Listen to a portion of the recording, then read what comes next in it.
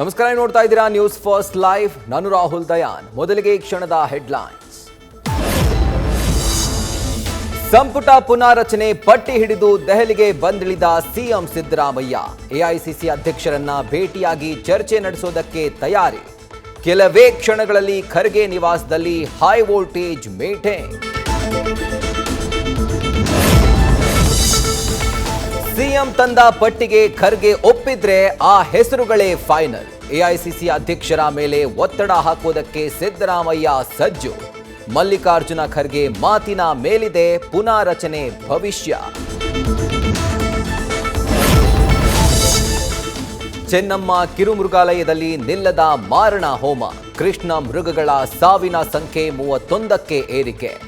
ಬೆಳಗಾವಿಗೆ ಮೃಗಾಲಯ ಪ್ರಾಧಿಕಾರ ಅಧ್ಯಕ್ಷರ ದೌಡು. ಕಾರಣ ಇನ್ನೂ ನಿಗೂಢ.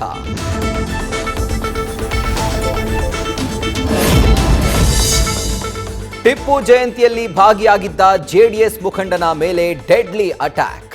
ಹಲ್ಲೆ ಮಾಡಿದವರನ್ನ ಬಂಧಿಸದೇ ಇರೋದಕ್ಕೆ ಸಂಬಂಧಿಕರ ಆಕ್ರೋಶ. ಆಜಾದ್ ನಗರ ಪೊಲೀಸ್ ಠಾಣೆಗೆ ಮುತ್ತಿಗೆ ಹಾಕಿ ಮುಸ್ಲಿಂ ಮಹಿಳೆಯರ ಆಕ್ರೋಶ.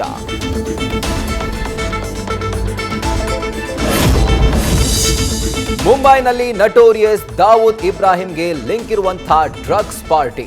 ಬಾಲಿವುಡ್ನ ಖ್ಯಾತ ನಟಿಯರ ಹೆಸರು ತಳುಕು.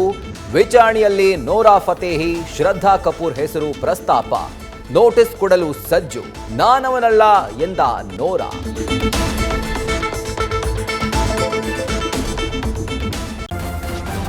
ನ್ಯೂಸ್ ಫಸ್ಟ್, ನಿರ್ಭೀತಿಯಿಂದ ನಿಮ್ಮ ಪರವಾಗಿ.